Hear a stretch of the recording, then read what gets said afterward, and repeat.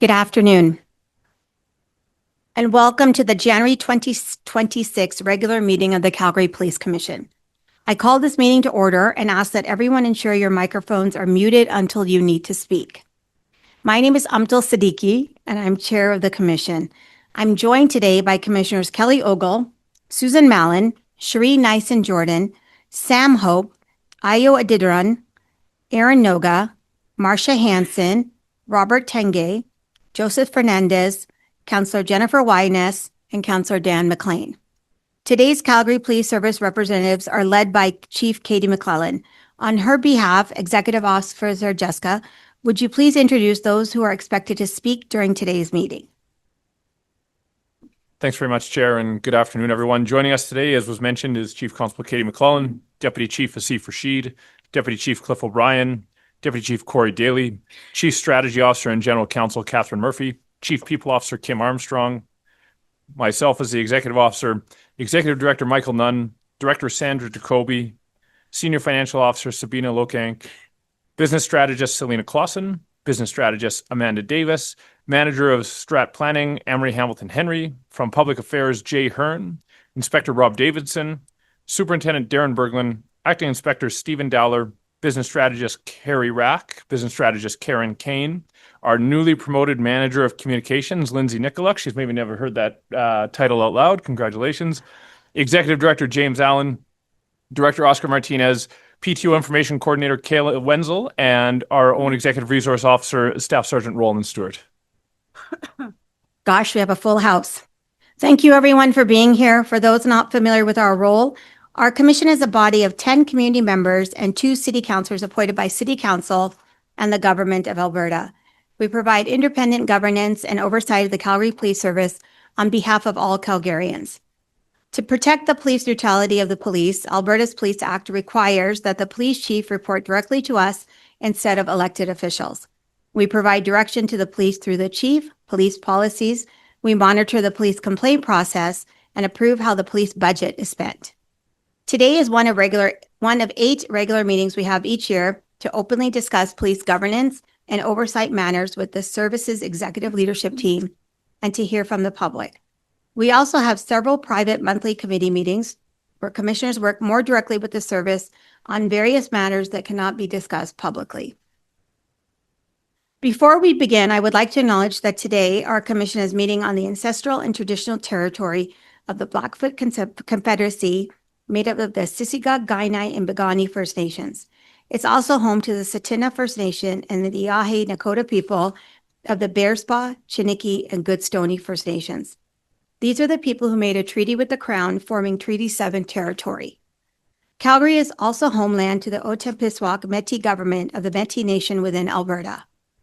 Our commission is committed to doing our part to support reconciliation with all Indigenous people, condemns racism and prejudice in all forms, and is committed to being anti-racist.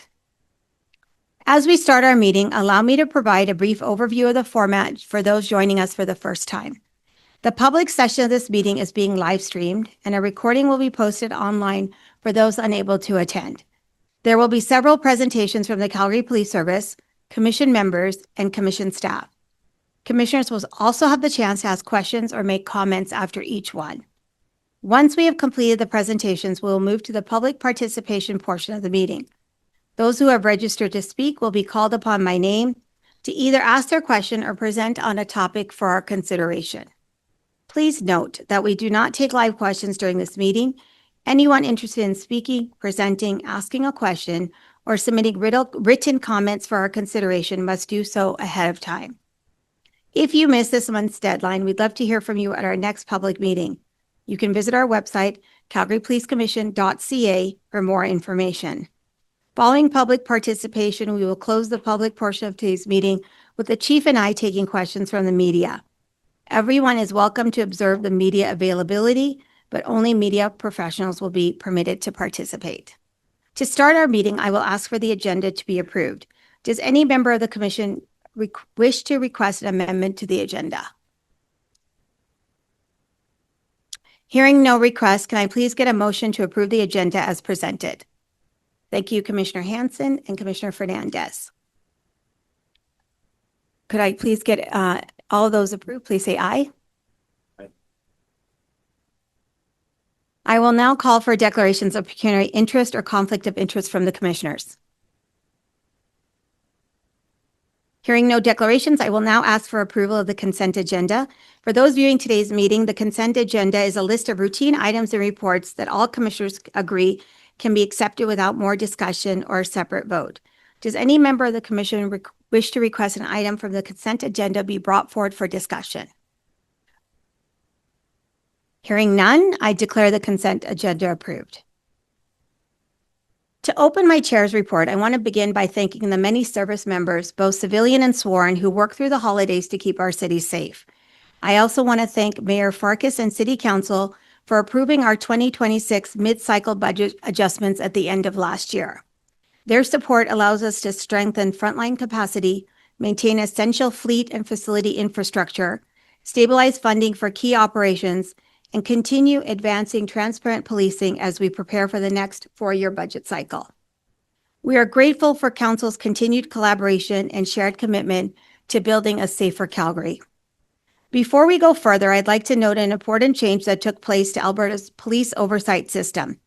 As of December 1st, 2025, the responsibility for handling complaints about CPS officer conduct transitioned to the Independent Police Review Commission, the PRC. This change will help ensure a consistent province-wide approach to oversight and ultimately strengthen civilian independence in the complaint process. As we kick off our first public meeting of 2026, I'd like to wish everyone here, both in person and online, a very happy new year. And to those marking holidays this month, including Orthodox Christmas, Lori, and Tu Bishvat, please accept our warmest wishes. We honor these observances with gratitude for the cultural and spiritual diversity that enriches our city. January also brings several important global and equity-focused observances, such as World Braille Day, Martin Luther King Jr. Day, the International Day of Education, the National Day of Racial Healing, National Law Enforcement Appreciation Day, and International Holocaust Remembrance Day. These observances invite us to reflect on inclusion, shared responsibility, and the values that guide our work. This month, several members of our commission attended Chief McClellan's town hall on youth crime. It was an opportunity for us to hear directly from the teams leading prevention, intervention, and engagement efforts, and to better understand the realities of rising youth violence in Calgary. We appreciate the open dialogue and the strong commitment to involving community voices as we work together to support young people and strengthen public safety. Thank you to the service and committee members who took time to participate. Our commissioners and city councilors also had the opportunity to join the Calgary Police Service for Policing Insights Day. It was a hands-on, perspective-building experience that deepened our understanding of use of force decision-making, de-escalation practices, and the split-second pressures officers often face in the field. During today's meeting, you will hear a detailed update on current crime trends across Calgary, including recent homicide investigations, a significant decline in shootings, and the service's success in dismantling prolific offender groups and recovering stolen property. You'll also hear updates on major operational responses, including traffic safety initiatives, impaired driving enforcement, and community policing efforts addressing social disorder, drug trafficking, high-risk vehicle incidents, and downtown crime patterns. Our hope is that these briefings will provide you with a transparent look at the challenges facing our city and the work underway to keep it safe. These challenges are top of mind for our commission, and we continue to work with the service to make sure that we are meeting the needs of Calgarians. We are working hard to ensure that the next police budget provides the level of staffing our city requires. Late last year, our commission also endorsed a zero-tolerance approach by the police to open drug use in public spaces. We have heard loud and clear from Calgarians that open public drug use is undermining people's feeling of safety, and we want to ensure the police address it with a strong and compassionate approach. We look forward to working with the service on how best to move this approach forward. Before I close, the commission would also like to congratulate our General Counsel, Deborah Petriak, on receiving the prestigious King's Counsel designation. It's an honor that recognizes exceptional integrity, commitment to justice, and legal excellence across Alberta. We also want to commend Chief McCullen on being named as one of Calgary Herald's most compelling Calgarians, a reflection of her leadership, deep commitment to our city, and the inspiring impact that she continues to make. And finally, we'd like to say what an honor it is to serve a city that has recently been recognized as the #1 city in Canada to work and play. The recognition is a beautiful reminder of a privilege we all do not take for granted. Thank you, and with that, I close my chair's report. Can I please get a motion to accept this report for information? Commissioner Nyson-Jordan and Commissioner Mallon, all those in favor, please raise your hands. Great, thank you. We will now move on to the presentations from the Calgary Police Service, beginning with comments from Chief Katie McCullen. Over to you. Thanks very much, Chair. Good afternoon, Commissioners and Councillors. Thank you for your kind words and support. As you alluded to, it's our first meeting since November, so I do have a bit longer of a presentation, so please bear with me. I want to begin by recognizing that the past several months have been exceptionally busy for our members and our community, including several serious and tragic calls last evening and early this morning. Officers, civilian professionals, and volunteers continue to show tremendous dedication, agility, and professionalism, responding to dynamic calls, supporting investigations, serving the public at our front counters and online, and keeping this city safe. I'm proud of the work I've seen every day in every district, unit, and team. We ended the year proud of our combined accomplishments, but also with some disappointment and sadness as our pedestrian fatalities well exceeded the 10-year average, with 15 Calgarians lost on our streets, another 23 motorists who were killed in collisions due to speed, inattention, or impairment. We continue to work with our partners at the City of Calgary to tackle road safety as aggressively as we can. We also experienced a very dynamic situation in December at the Dalhousie LRT station, where our officers shot a man who had a knife and was acting aggressively towards a peace officer. Their swift action resulted in a quick resolution to the incident with no injuries to the public.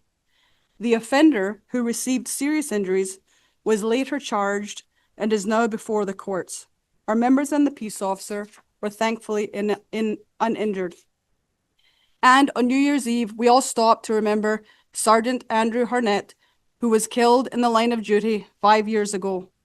While we think about Andrew each and every day, it was important that we took the time to really embrace what the 5 years without him have meant not only to us, but to his family. We will never forget. Let me first acknowledge something very tangible that our community and you would have seen in the recent weeks: the temporary weekend closure of the District 5 front counter. We never take local service access lightly, and I want to be transparent about why that decision was made and what we'll put in place to mitigate those impacts. I've been sharing that we are stretched both in patrol and in many of our investigative and support roles. You will soon hear from Deputy Chief O'Brien that on the patrol side, we continue to balance proactive policing, priority calls, and community engagement with the reality of staffing pressures and the unpredictability that comes with frontline work. On the investigative and support side, the same pressures are present, whether that's staffing at our front counters, processing disclosure, supporting investigations, or managing the many administrative and technical functions that are essential for a modern police service to operate smoothly. The District 5 front counter close is temporary and strategic, a decision made to ensure we could sustain core safety critical functions during a particularly tight staffing period. It's not ideal, and I won't pretend that it is, but it reflects a disciplined approach to prioritization when resources are at their thinnest. During the closure, we are making sure that online reporting, telephone support, and access to nearby counters remains available. We also sent out clear communications on our channels so that people understand their options and aren't left without a pathway to service. You will hear some additional information about these call loads and other initiatives from Deputy Chief Corey Daly. When frontline and support pressures converge, it highlights the very reason we're investing so much energy into recruiting, selection, and retention, and why we're looking at smarter ways of scheduling, cross-training, and surge staffing. These pressures come at a time when our teams are also delivering tremendous outcomes on investigations, some of which you will hear soon from Deputy Chief Rashid in a few minutes.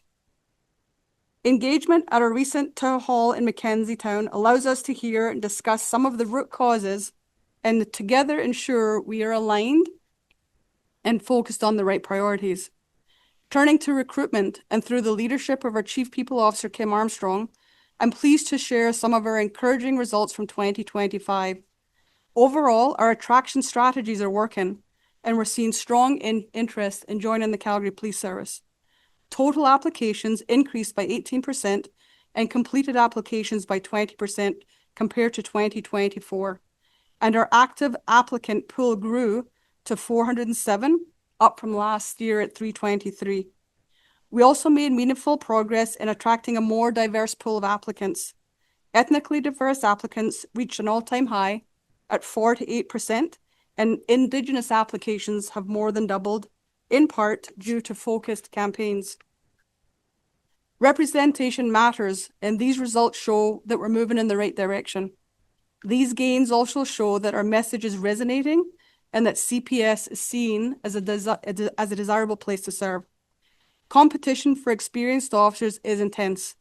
Many candidates use officers as leverage with their current agencies, and we cannot compete with retention packages elsewhere. However, we have introduced a DEO incentive and set application windows to create predictability and momentum. We're also analyzing our metrics and refining tactics to strengthen this area. We will not, however, lower our hiring standards in any way. We are instead working to refine our processes by reducing barriers and using data-driven analytics to find meaningful patterns. We're also focused on making sure accommodated members are placed where their skills and experience are needed most. For many, that means meaningful roles that allow their expertise to directly support districts and help relieve pressure on the front line. We continue to bolster our return to work program and will work alongside accommodated members to support their journey back to wellness. At the end of last year, and for the first time in a year, the city centre saw declines in violent crimes. Police efforts like Operation Order in partnerships with law enforcement is a driving force behind these declines. We also seized almost 2,000 guns last year, of which 421 were crimes gun illegally stored, possessed, or used in an offence. In correlation, we saw a large decrease in shootings, 54 in 2025 compared to 78 in 2024. Further details about what we're doing to address the shootings related to specifically to the South Asian extortion attempts will be shared by Deputy Chief Rashid. One shooting in this city is too much. We've been able to move the needle forward in a positive direction on several fronts. This includes an 8% decrease in violent crime over the year before, a 7% decrease in property crime, and significant decreases in both residential and commercial break-and-enters. We're proud to see these offences on the decline. However, there are other areas where we continue to meet challenges head-on. We do so knowing that anticipated growth in our service can only enhance proactive policing, further reducing victimization in our city. Later, you will hear a presentation by Chief Strategy Officer and General Counsel Catherine Murphy regarding our growth requests. We handled nearly 1,500 youth crimes in 2025, which is consistent with our five-year average. However, the severity of the crimes is changing and not for the good. We've seen a 16% increase over the 5-year average in youth violent crimes. This includes assaults, sex assaults, and robberies, amongst others. This also includes things like behaviors like roll jobs, where kids are robbing one another for their shoes, jackets, and cell phones. They're also targeting high-end clothing stores, stealing thousands of dollars in merchandise in swarming type offences. And lastly, we're investigating several cannabis store robberies and random stranger assaults where youths are the suspects. To address this trend, we have developed a youth safety and accountability strategy, which aims to strengthen our relationships with Calgary's youth through programming, positive interactions, and bolstering our school resource officer program. We're also launching a youth engagement strategy at the beginning of February. And finally, our members received 5,902,137 calls for service in 2025, a 7% increase over the previous year. These stats do not include things like town halls, safety events, special presentations, school visits, and other community work done by the members of the service. Commissioners, you know we are busy, and please know we are delivering. Our members are performing exceptionally under pressure. With your continued support, we will stabilize staffing, strengthen our service delivery, and continue to build a CPS that reflects Calgary and meets its growing needs. Thank you for all of the support and engagement by so many of you. I will now turn the mic over to Deputy Chief Cliff O'Brien. Thanks, Chief. Thanks, Chair. I know that you know that our officers are out there in our communities doing great work every night and every day. And we see those compliments that come in from our community about not just the work, but how the work is done, which I think is very important. But often behind the scenes, there's tremendous work that our community does not get a chance to see. And things like the coordination of resources or the ongoing partnerships with other areas within the service or even other agencies. And when we talk to our members, they just say, well, that's just part of our job. That's what they do. But today, what I'd like to do is just talk to you about a single Tuesday night shift and what that looked like for our members. Now, you know this night because it was January 13th. And as you know, that was the night that we had the town hall in Mackenzie Town to discuss youth crime. So while we were at this event, and as we drove home to go to bed, across the city and our districts, multiple high-risk events unfolded and continued over the course of the night. Some you would have read about or heard about in the media, others you would not have. So these events required support from our sworn and non-sworn members that work in areas across the service, everything from patrol to support to investigative areas, GIU detectives, and of course, it was all coordinated by our real-time operations center. It really became on that night, an all hands on deck when it came to resources. So I'll start with one of the more emotionally draining calls of the night, which came around 6 p.m., which we were still at the town hall. A 7-year-old child called to report a domestic incident between her parents. Patrol officers in District 2 attended and located the little girl's mom and dad, both with injuries. One was unconscious. They secured the residence, arrested the suspect. Members from our domestic conflict unit arrived to engage and take over the investigation. They charged the suspect with several counts of assault. And I would say this, the child's courageous actions in calling us allowed our officers to be on scene quickly, address this violent domestic incident, and quite frankly, save a life. So while that domestic was going on and was being investigated around 6:30 p.m., patrol officers in District 4 responded to a 911 hang-up call. And on that call in the background, Calgary 911 heard somebody saying, we need to hide the gun. So when our members arrived, they saw an elderly man inside the residence holding what appeared to be a firearm. Members from our tactical and K9 units, supported by patrol, contained that residence, and ultimately both the man and his wife were eventually safely brought out. The gun turned out to be a pellet gun, and the couple said that they thought somebody was outside their house. They got nervous, and so they grabbed the gun for protection. Our members handled this call with patience, compassion, brought the incident to a successful conclusion safely, without laying any charges or needing to lay any charges, and more importantly, without anybody getting hurt. Then at 7:15 p.m., a call in District 5 required significant resources. A man experienced a mental health crisis who was in possession of a sword refused to come out of his home. Again, our tactical and K9 unit, and that was about 11 members from our support area, were engaged. And at this point, we had to bring resources in from other parts of the city, surrounding districts, to support containment of that residence. For hours and hours, our officers attempted to negotiate with the man to leave his home. Shortly after 1:30 in the morning, the man was safely apprehended on the Mental Health Act and taken to the hospital. That particular call lasted almost 7 hours, required resources and coordination from across the service, including critical incident commanders, sworn and non-sworn members to assist with negotiations to end this particular call safely. So while all this was going on in District 5, members in District 3 responded to a disturbance call at a hotel where a couple was seen arguing on a balcony, and it was believed that one of them had a firearm, a handgun. The couple climbed down the balcony and left in a vehicle. Our members responded very quickly, and officers executed a high-risk traffic stop and located a handgun concealed in the clothing of one of the individuals. Both were arrested and charged with weapons offenses. While all this was going on, a family in District 5 received a ransom demand threatening them.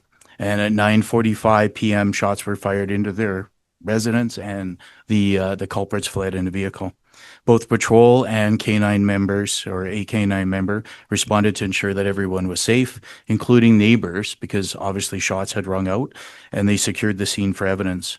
Then detectives from our General Investigation Unit from another district attended and coordinated with our partners in Alert to support the ongoing investigation. Thankfully, no one was hurt, but once again, our members' professionalism and compassion to provide that reassurance to the family, including the young children, following a very scary situation was incredible. It's incredible how they did that. Our members did that. At the same time, District 3 members that were being reassigned to District 4 and 5 to take calls, and they were on their way to do that when a report of a break and enter in progress took place down in 3 district. And so they diverted to that particular call. Now, as it turns out, there was no entry gained. They did locate a suspicious person that was identified. So as all of this is unfolding, other members in District 5 were called regarding a female that was in medical distress in an alley. When the members got there, they determined that the female was unfortunately deceased. And while they waited for EMS and then for the medical examiner staff to get there, they secured the scene. And just to put it in perspective, and I know you get this, but to paint the picture, they didn't know why this individual had died yet. It was possible that it may have been a murder.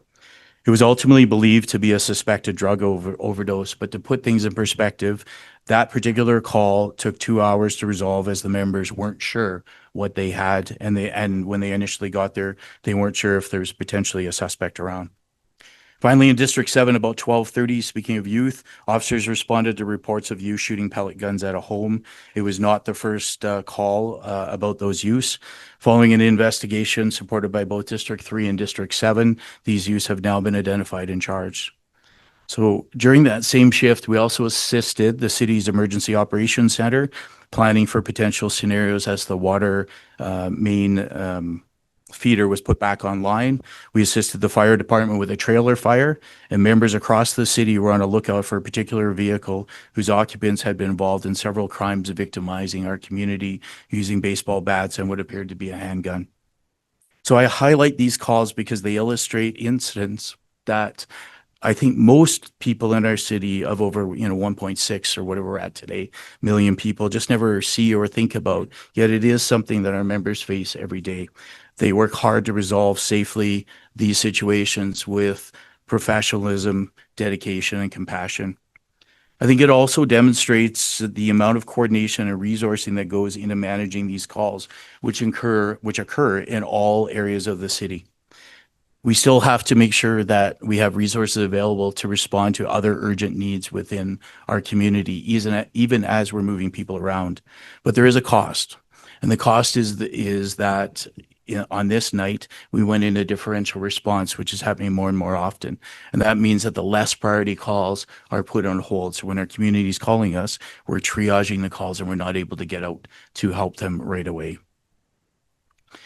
On this one Tuesday night shift, the members responded to almost 500 calls for service. And to put that in perspective, the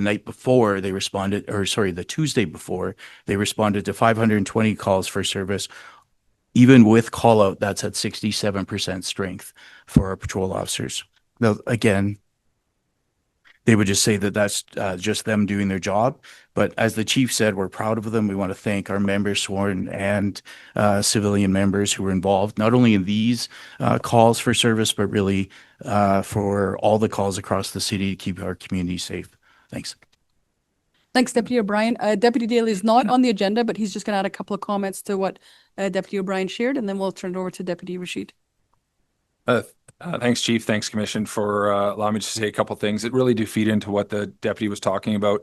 And as you know, this bureau doesn't have a standing report in this forum, but I just wanted to share a few things that tie into what is not a typical day or what is unfortunately a typical day in Calgary. And just give some additional context to largely professional staff and the work that keeps the service quite literally running, the wraparound supports that complement what Deputy O'Brien just talked about.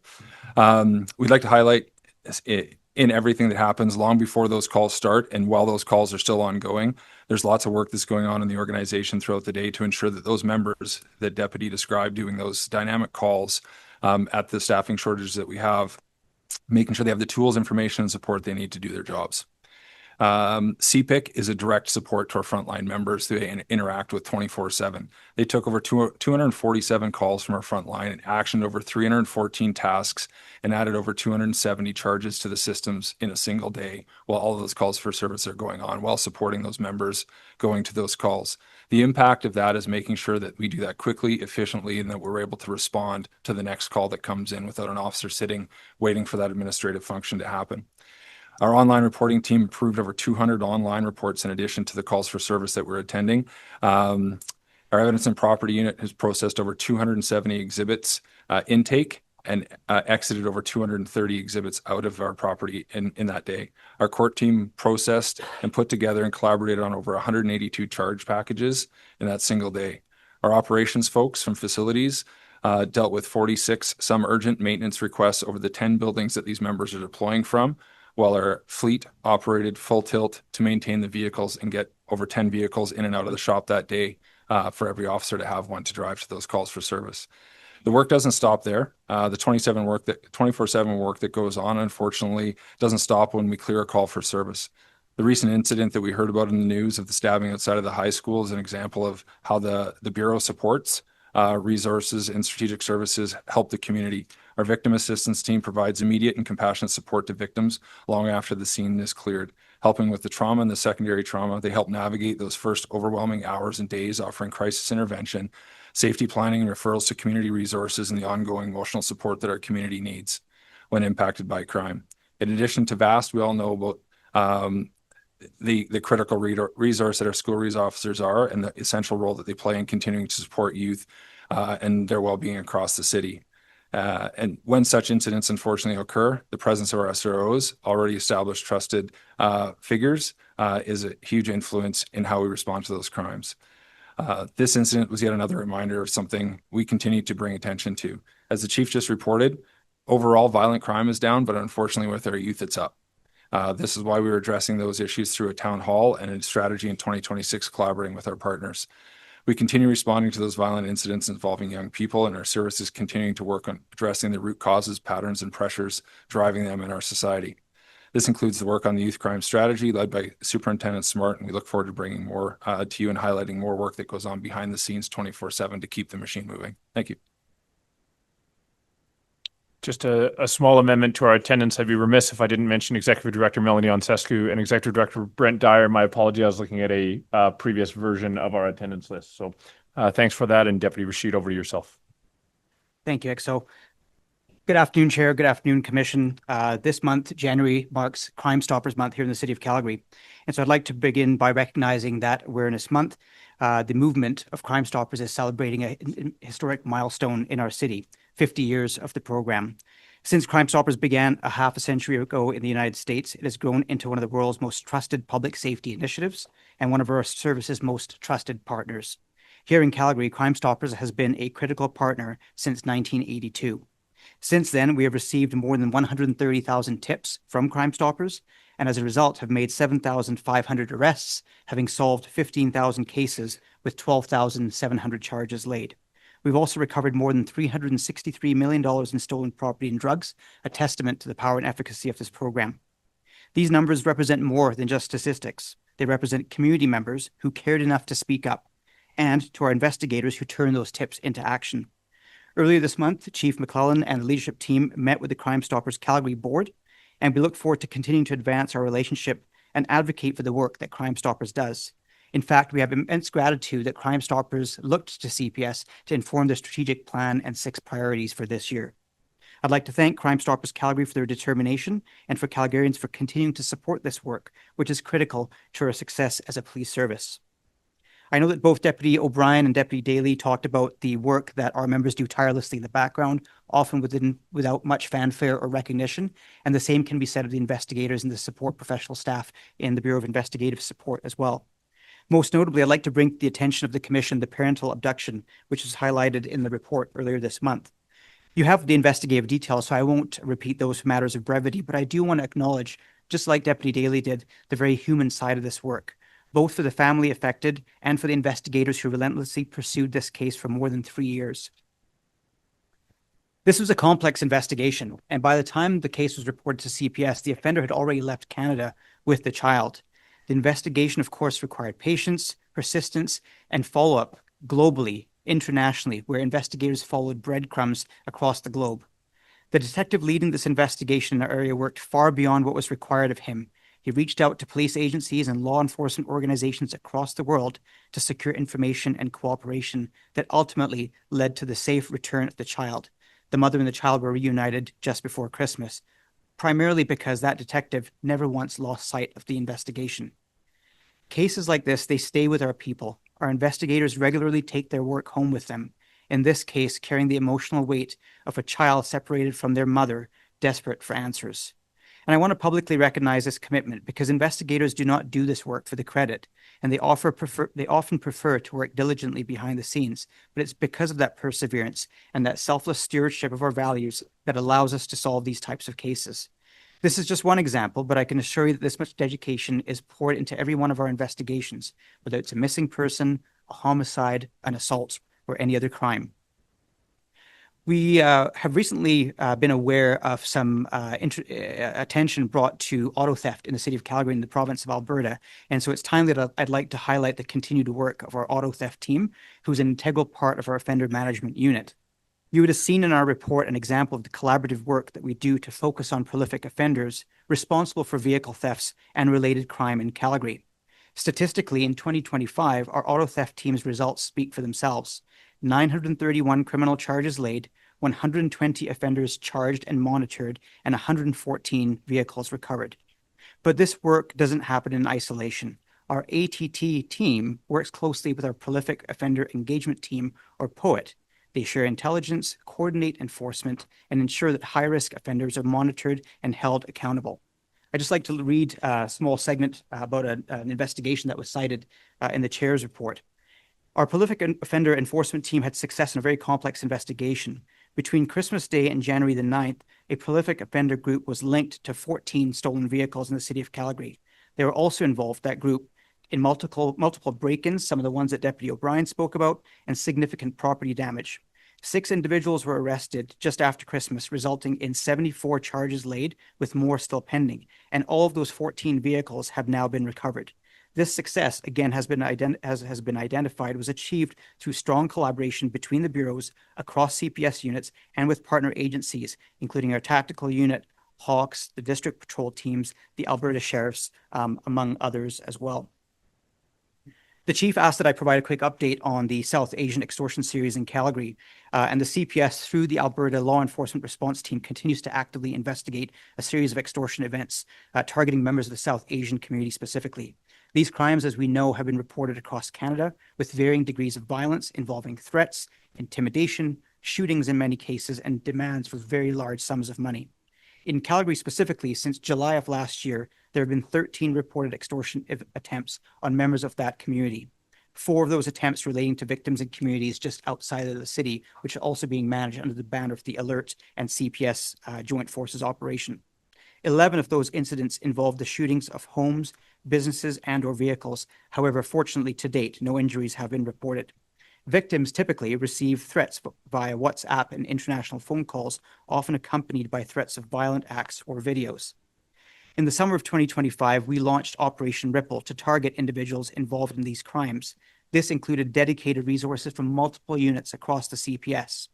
To date, dozens, and I mean dozens, of judicial authorizations and warrants have been granted to support the investigation, including production orders for digital evidence from some of those telecom providers and chat applications from where the extortions are being received. To further this investigation, we are now, as I said, have a joint forces operation set up with the provincial body Alert since December and are making good progress on the file. The decision to leverage Alert's infrastructure enables us to have connections across the province, which will then allow our investigators to share information and work together seamlessly. Working with Deputy O'Brien and Deputy Daly's bureau, we have implemented targeted patrols, safety planning with victims and officer awareness bulletins, and we continue to collaborate nationally with the RCMP, the Canada Border Services Agency, and multiple police agencies across Canada to ensure intelligence sharing and coordinated enforcement in that regard. With regards to violent statistics that are not included in the public safety dashboard, I'll just highlight a couple of statistics. This year, as of today, we've had 6 shootings compared to 5 by this point last year. 2 confirmed homicides compared to 1 by this time last year. Of those 2 homicides, both of these files have been cleared, with charges being laid against a daughter in relation to the death of her mother inside a Canyon Meadows residence earlier this month. A second file was deemed as a non-culpable homicide in cooperation with the Crown's office in consultation there, where a woman was acting in self-defense after being attacked during a property showing. And for your attention, the Calgary Police Service is currently attending and investigating 2 suspicious deaths that happened in the late hours of last evening. I implore the community and us as a collective to have no speculation in this regard. We are committed to full transparency in regards to what may have happened, and our investigators are pouring through the evidence to determine with some conclusivity what may have motivated or resulted in this event. The bottom line is that 2 lives have been tragically taken, and we grieve with the families and loved ones of those whose lives have been taken. This week, we intend on developing a more wholesome suppression plan, a disruption plan to manage the community sentiment around Operation Ripple, and a fulsome community engagement plan. A town hall is being planned for the later part of next week with our municipal partners and partners across the organization. We commit to keep the community and commission informed. Thank you. Thank you, Deputy Chief's Chair. Those are our submissions, and apologies for being a wee bit longer today. It's okay, Chief. We have not met for a couple of months, so I know there was quite a bit to report.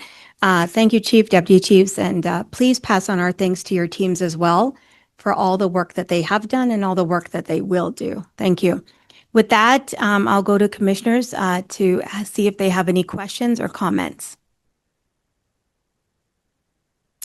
Commissioner Ogle? Thanks, Chair. Could we talk about traffic? The automated traffic enforcement, Stony Trail, Deerfoot, I'm referencing in the commercial vehicle. Deputy O'Brien, are you the right guy here? You've 11 business case exemption applications have we had any turned down? So 6 are still under review, and are there more to come? Oh yeah, we've got a whole bunch ready to go as soon as the 6, as soon as we get a decision on the 6 that are remaining. Turning to the Stony and Deerfoot Trail, or any of the new, do we have enough data now to make application for exemption applications for cameras on the 2 provincial highways that traverse our city? Unfortunately, the GOA has said that the provincial highways are restricted. So, or sorry, are it's a prohibit. We can't make an application. That is correct. So, and you'll see the fatalities that we had on both of those roadways last year, which is significantly above what we've seen over the last 5 years. And the other thing that I would point out is, as soon as I find it here, you'll see that that the speeds that we're seeing on those roadways, and we're just tracking the ones that are over 51 kilometers over the speed limit. And on Stony, the ones that we found with us or our partners on Stony were 377 people were driving over 51 kilometers an hour. And on Deerfoot, there were 116 people that we were able to identify or that were driving over 51 kilometers an hour. I'm just dumbstruck. It's just, there's just no, I'll leave it there. Thank you. And just for the record, And it's not a coincidence, but on Stony Trail, we had 7 fatalities last year, and on Deerfoot Trail, we had 4. Thank you. Commissioner Nyson Jordan? I'm going to continue the discussion about traffic. I think from a commission perspective, we need to send another letter related to the GOA restriction on the provincial highways. So I'll work on trying to draft that, because I think that it's not appropriate for us to sit back and say, oh, the government said we can't do it, it's restricted. We have to keep moving forward. People are dying. When we put tons and tons of resources into the murders, and yet we have just as many people that are dying from getting plowed by collisions. It's just beyond me. So I will try and do a motion. The question I have is, you provided information about the speeding statistics, but those traffic fatalities include the pedestrians. We didn't get much information about those. And were they in crosswalks? Were they outside? What are we doing to try and improve the education of our pedestrians? Because at the end of the day, we still have to be aware of where we are on the road, and it is our responsibility, even though the driver is holding the murder weapon. Yeah, it's a good point. It is a shared responsibility. There's no doubt about that. There is no pattern. So we are seeing some people are in crosswalks for sure. Some people were jaywalking, so crossing somewhere else. Some had stumbled onto the roadway. So it's really been kind of all over. Executive Director Nunn may be able to assist here, but as you know, we have the Drive to Zero, and so we have a campaign that we've been trying to get out there. It's not specific to one, it's a shared responsibility. It's everybody. We all have to pay attention. But unfortunately, there's not one pattern. If there was a pattern, then we can target, but we're not seeing that. But I don't know if Executive Director Nunn may have some other. Yeah, so just to add to that, the Drive to Zero campaign does focus on a pedestrian collision. So what you've seen in the first phase was the perspective of the driver, but the next phase relates to the perspective of a friend of the person that was killed in that particular collision. So it's an extremely hard-hitting campaign, and while we're not deliberately pointing fingers of blame to pedestrians in these cases, our overall campaign is intended to raise awareness of the risks and what everybody can do to keep people safe in Calgary. So the first phase completed at the end of December, and we're now into the January phase. So they've got a campaign that's running January and February. We assessed the success of the last campaign and have adjusted it slightly this time around. Mainly pushing it towards audiences watching global TV. Previously, money had been put into cinemas, but we found that that wasn't going to be as successful as we first thought. So we've adjusted the campaign just to get as many eyes on it as possible. Thank you. Commissioner Adidaran. Yeah, so it's just a comment, and this go back to the chief about the increased number in the recruitment application, especially from Rizala's community. You guys have been doing a fantastic job in terms of engaging the community. I've seen that going on. But one important point I want to add to that is not just the focus campaign, but also increased trust in the service. So I'm hearing from the community there's more trust. So please don't do focus on that. Let's continue pushing that as much as possible. It's part of the points why the recruitment is going up as well too. Thanks very much, CP Armstrong. Did you want to jump into that at all? But totally agree with you. We're out in the community lots. There's lots of different boot camps. But CPO, did you want to add anything to that?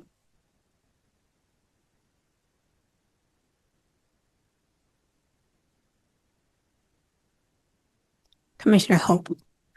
Thank you, Chair. And this is actually just a question directed to Deputy Chief Rashid, and just for certainly members of our community concerned about the Southeast Asian extortion scheme. Obviously, for us, it comes on the heels of actions being taken by Surrey Police. To what extent can you talk about the collaboration that's going on, and to what extent that we are in sort of a parallel or similar place that Surrey Police might be facing? That's a great question. Chief, do you have any comments before I respond? Yeah. So I would argue that the Lower Mainland is a slightly different predicament than Calgary has been. However, it's predictable that what we've seen there could potentially happen in our community. And so knowing that, in early 2025, we began kind of a regional collaboration, if you will, an intelligence and information sharing network between the superintendent that works in Surrey, Edmonton, and even in Peel. It was because of those collaborations and through an organized crime committee that's run through the Canadian Association of Chiefs of Police that we've actually had some success in being able to cross-check and verify that any trends or patterns that are happening across the country. And in fact, there are trends and patterns that are happening across the country, everything from cyber forensics to ballistics to monitoring people that are of interest to us is happening because of those close collaborations. I have paid close attention to the developments in Surrey over the last 24 to 48 hours, where the situation there has been described as epidemic or like a crisis in nature. And there have been some legislative reforms that have been proposed by decision makers and policymakers in that jurisdiction. We continue to monitor the developments there and would welcome any legislative or policy reform that would enhance the efficacy of our alert and CPS Joint Forces operation in that space. Commissioner Hanson?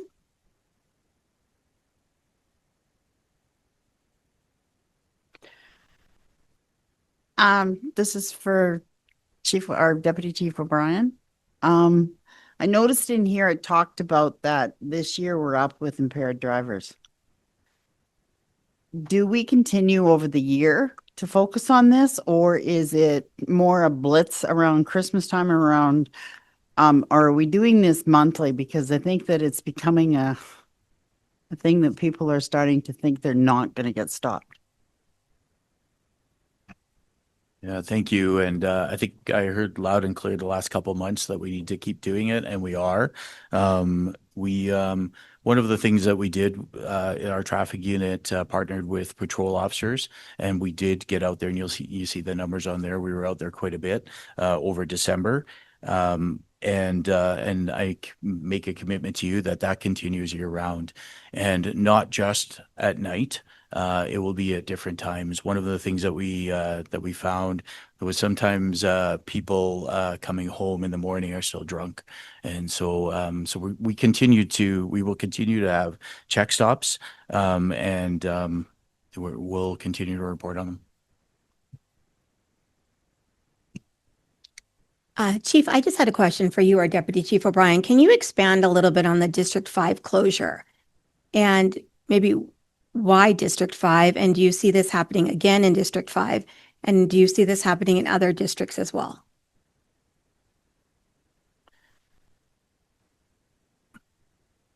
There's a couple different things that happen at the same time. So we had some accommodated members with restrictions that were taking care of District 5 front counter. Those restrictions were lifted and they were able to go back to patrol. That's a positive thing. There were some retirements, and just like every place else, we're short anyway. Now, in the past, in certainly when I was a patrol officer, you'd be pulled off the street to go work front counter. But we had a different time back then, different staffing. We don't have the capacity to do that. So what we're doing within the Bureau and with help from my peers is we've been looking around the service to see, do we have somebody else with certain restrictions that could be able to help at District 5 or at other places? Because to your point, yes, I do think that is going to happen somewhere else as well. So we're trying to predict ahead and see what we can do, and working with the CPO shop to try to get those staffed and be proactive on it. But yes, that's going to happen, and we just don't have the staff to pull them off of fully operational police officers to put in there right now. And so how is communication shared with the community or with the counselor in that area, just on the proactive side?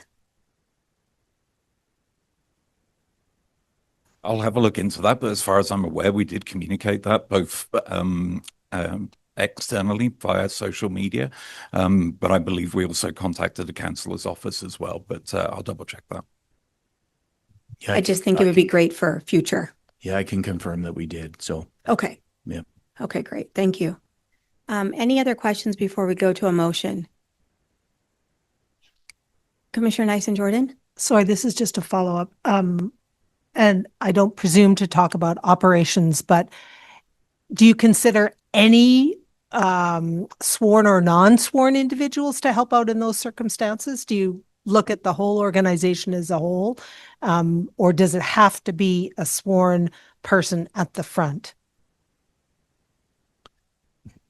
It does have to be a sworn person at the front, again, for safety reasons, and there's a bunch of operational things that have to take place.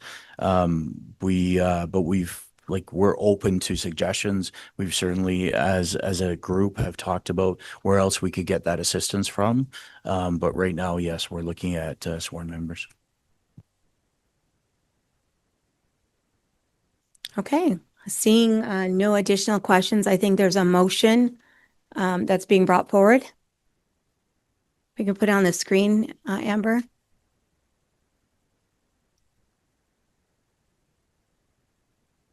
Okay, maybe a tad bigger, Amber.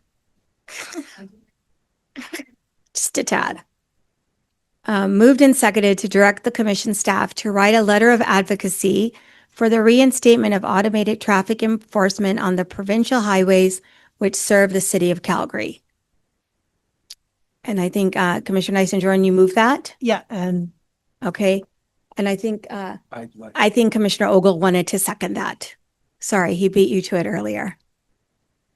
Any commentary on the motion? you might just want to add advocacy to the GOA. Because you could advocate to the city of Calgary and they would be more than happy if we did it. Great. Any other comments? Okay, all those in favor, please raise your hand. Great, thank you very much. And I think that is it with this section of the reports. So if I could please get someone to move in second to receive the chief's reports for information. Commissioner Tenge and Commissioner Hope, all those in favor, please raise your hands. Okay, great. Thank you very much. That is the end of reports and presentations for today. My understanding that there are no guests who are registered to speak. Is that correct or am I wrong? Correct? Okay. So with that, let me just...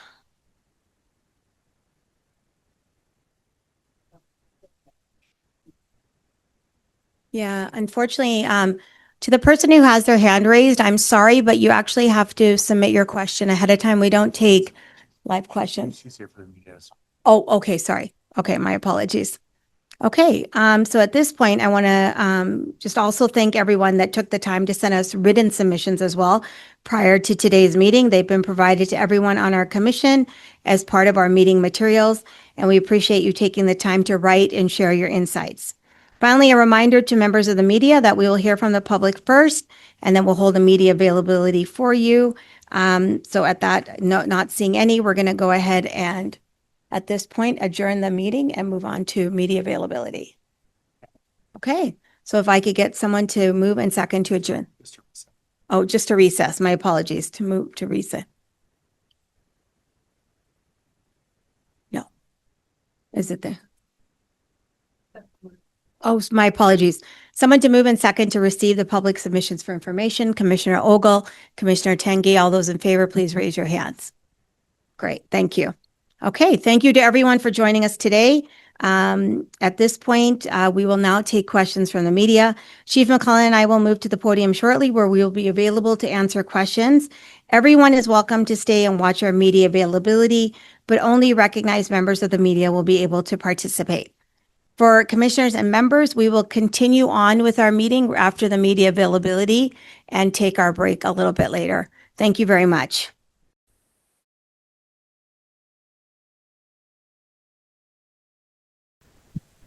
All right, for media partners that are online, please put your hands up if you would like to ask a question.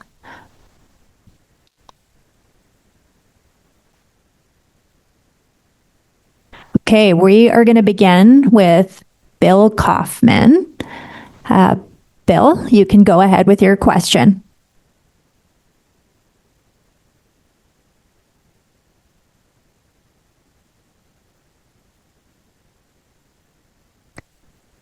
Bill, we can't actually hear you. Bill, do you want to try again? Hello? There you go. We can hear you now, Bill. Yeah, hi, Chief McClellan. I just missed some of the traffic concerns, the talk about the traffic concerns. I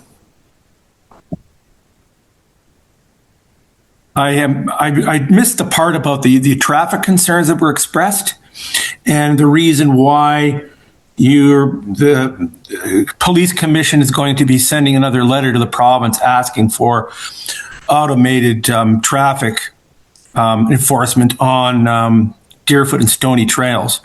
Could you go through what exactly the CPS has been seeing? Why this has been such a concern?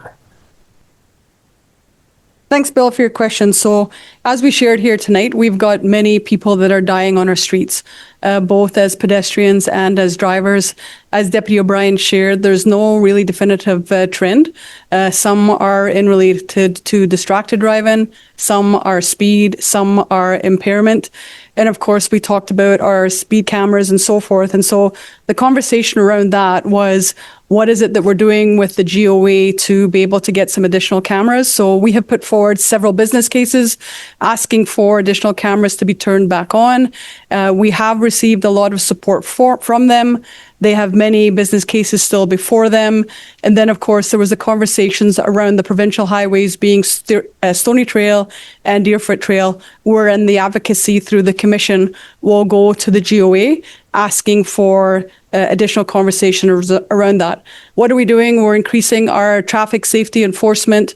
We've got several traffic teams that are specifically focused on our traffic safety. We've got our patrol members when they are able to.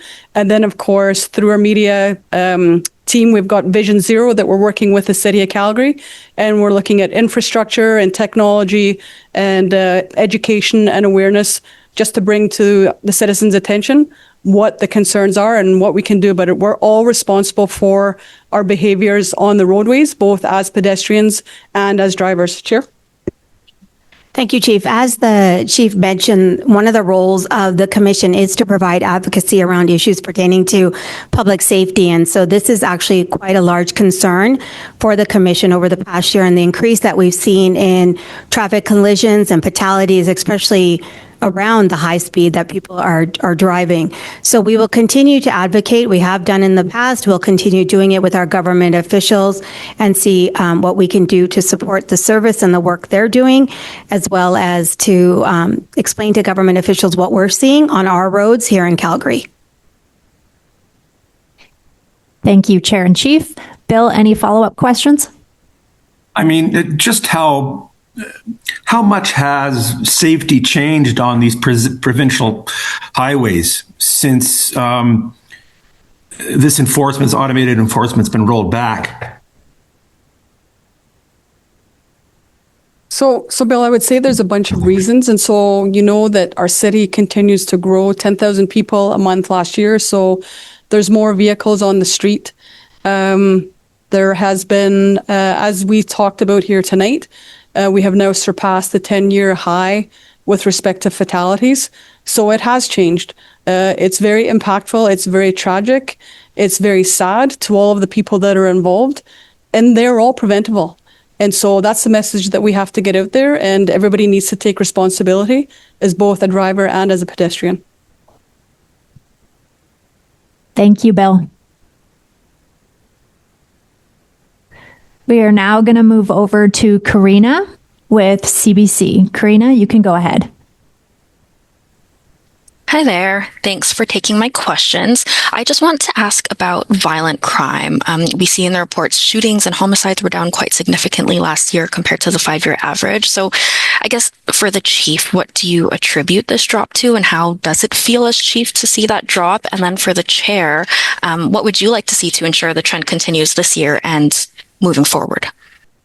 Great question, Karina. Thanks very much. So pleased, obviously, to see that our violent crime has decreased.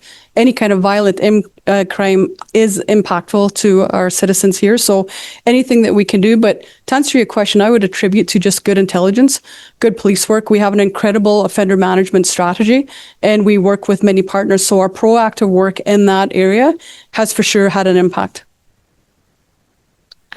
I would echo what the chief is saying, is that as a commission, we're really pleased to see the numbers go down, but it's also been because of the proactive work that the service is doing. Going forward, we want to ensure that those numbers remain down. And so our job as a commission is to ensure that the service has the resources that they need to do the work they're doing. And so we'll continue to support that going further, as well as our ask in the 4-year budget cycle that's coming up to ask for additional resources to support the growth in the city. Thank you, Chair and Chief. Karina, did you have any follow-up questions? I do. My follow-up question is actually about construction thefts. I see in one of the reports that that's becoming a concerning trend in new build communities, and there are copper wire thefts from construction sites. Can you just walk me through how significant this problem is? Like, how much thefts are we talking about here? And again, what's being done to tackle this?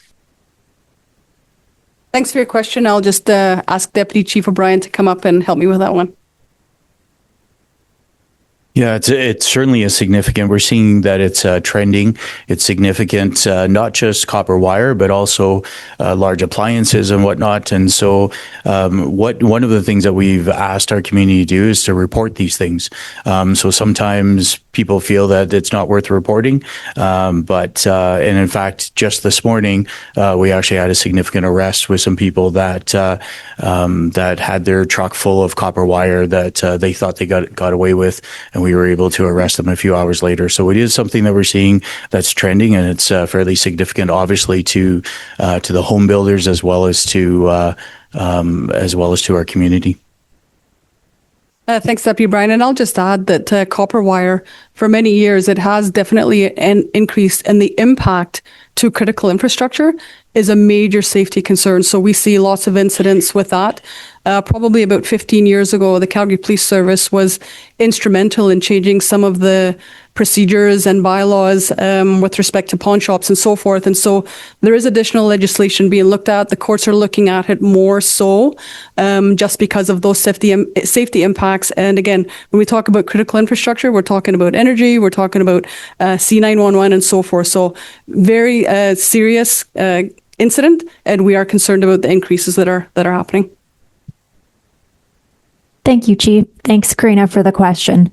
We're going to go over to Tyson from CTV. Tyson, go ahead. Thanks so much, Chief. This one just for you in regards to the 2 suspicious deaths early this morning. What can you tell us about these deaths? I know investigators have remained pretty quiet in regards to what happened, what the nature of the relationship between the 2 individuals was. Are we looking at potential gang activity here? Is this a domestic in nature? Can you give us a bit more information just in regards to what happened in that home? Yeah, thanks very much. As you alluded to, it's very, very fresh, and we're just have our investigators at the scene right now. But I'll ask Deputy Chief Asif Rashid to come up and share what we can at the moment. Thanks for the question. The reason that police are, being a little bit tight-lipped on this is frankly because we don't have the answers to many of those questions. But as mentioned earlier, we're committed to being fully transparent as and when the information becomes available to us. Here's the information that I'm able to provide conclusively. So we received a call of a disturbance just after midnight for a home, and the complainant indicated that something was happening at the residence. Patrol members arrived and located 2 individuals suffering from medical distress. And despite some life-saving measures on scene by our officers and other other first responders. One person regrettably succumbed to their injuries at the scene, and another was declared deceased at the hospital. The investigation is continuing. Our investigators are pursuing numerous judicial authorizations to definitively say what may or may not have happened there, and we can confirm that there's no risk to the public at this time. As far as speculation around gang activity, organized crime activity, or domestic in nature, as far as the impetus or the motivation for this event, we actually don't have those details yet, but commit to keeping you updated. Thanks. And just to follow up in regards to that, this, of course, occurred just several hundred meters from the extortion shooting that happened over the weekend. Are you guys able to conclude and kind of tell us that the two cases are not related? They're completely separate? We have been speaking with our alert counterparts all day on this particular file, and we realize that community sentiment is definitely one of concern right now, given the proximity of the two incidents. We cannot conclusively rule out the two incidents are related or not related, but that'll become part of the investigation. Thank you. Thanks, Tyson. We will now go to Terry at CTV. Terry, you can go ahead. Hi there. Thanks for taking my question. This is for the chief. Just to follow up with Tyson, wondering with the Western Police Chiefs meeting in Surrey in the coming weeks to discuss this, extortion trends that we're seeing across the West. Are you participating in that? And if so, what are you hoping to hear? Sorry, Terry, which meeting did you say that is happening in the West? We heard that Western Police Chiefs are going to be meeting in Surrey in the coming weeks to discuss them. This influx of extortion trends. So I haven't been made aware of that. We've got Alberta Associations of Chiefs of Police meeting coming up, and no doubt that will be on the agenda to be discussed. I attend Chiefs Associations of Chiefs of Police coming up as well in the next short time here. You could be referring to a CIROC meeting, Canadian Integrated Response to Organised Crime, that's happening in the West. But other than that, I don't have any additional information. Obviously, if there's an opportunity for us to attend and be involved, we will be there. Okay, and just to follow up on a different issue, Chief, I was just wondering if we could get your response to the dismissal of Constable Chief Oakey today, who was fired for sexual misconduct involving a civilian turned police officer. If you are happy with the outcome, and just, I guess, your message to the impact that this can have on the public, given the allegations and the outcome today. Thanks, Terry, for your question. And so I'm not sure happy is the right word. It's disappointing, obviously, that we have had to deal with this situation. It came before us, as you would have read, several years ago. We conducted the investigation with our partners, and we put forward a submission for a termination. This member has been suspended, as has been reported. And so that was the submission that we asked for today, and that was the result that we got. I have been very clear with respect to what my expectations are regarding inappropriate sexual misconduct. I talk about it every single week in front of many and all of our members. And so people know that there is no room for that. There is no tolerance for that. And as I said, there are no winners in this. And the decision is what it was and what we asked for. Thank you, Chief. Before we go to second rounds of questions from Bill and Karina, I would like to ask Elisa, who's here with us today, to ask her question. So Elisa, you can go ahead.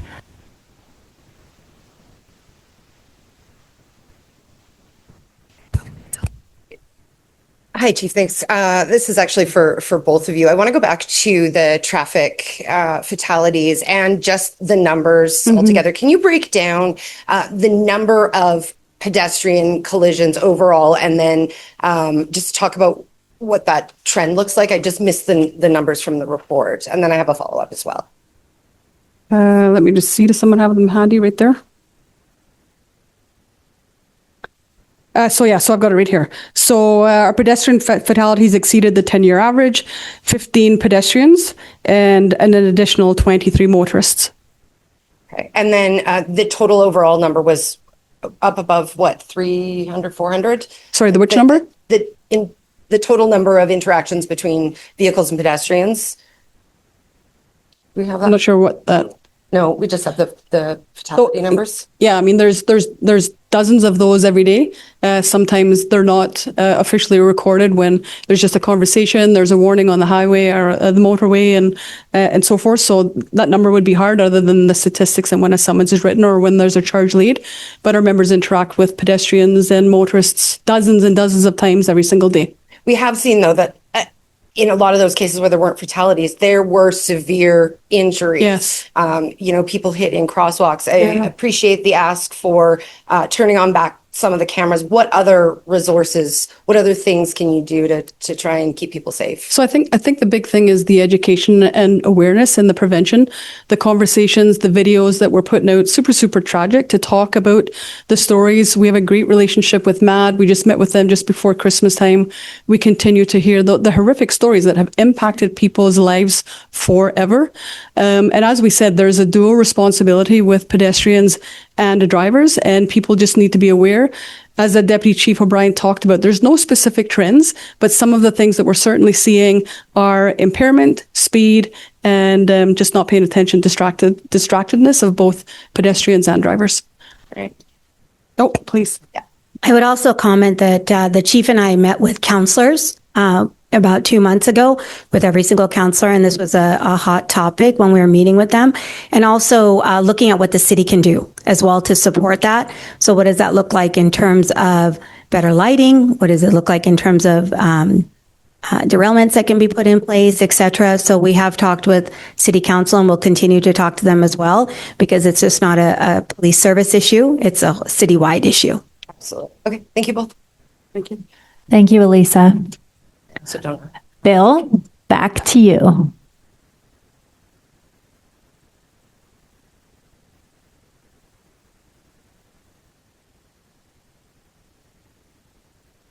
Bill, did you have a follow-up question?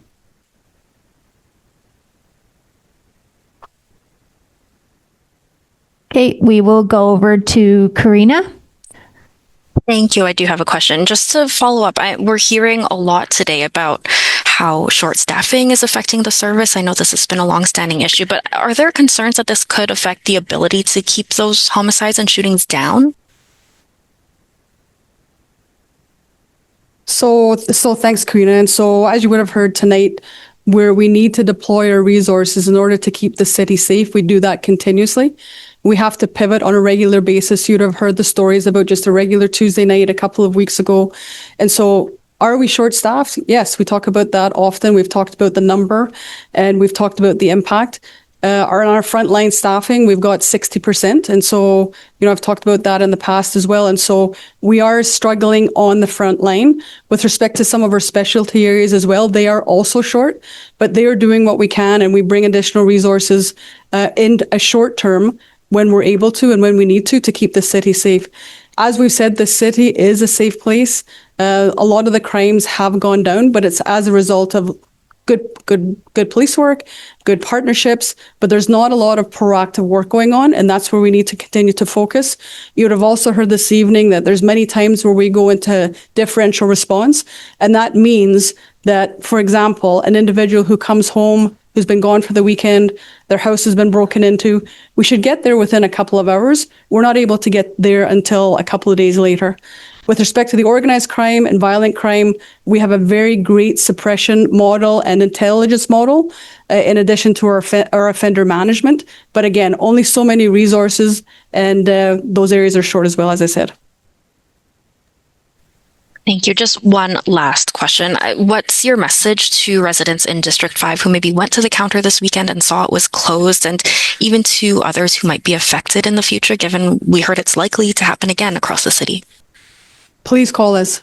We are here for you. We want to help you. We want to support you. We want to get these criminals off the street. We want to deal with them appropriately through the court processes, and just reach out. We're having community halls. We have lots of partnerships, lots of different engagement in that particular community and in many of our communities. We're working hard with additional partners, but please call us, please reach out through Crime Stoppers, through your community safety officer, community resource officer, through your district officer. We are here to help you, and we are here to support you. Thanks, Karina. Bill, back to you.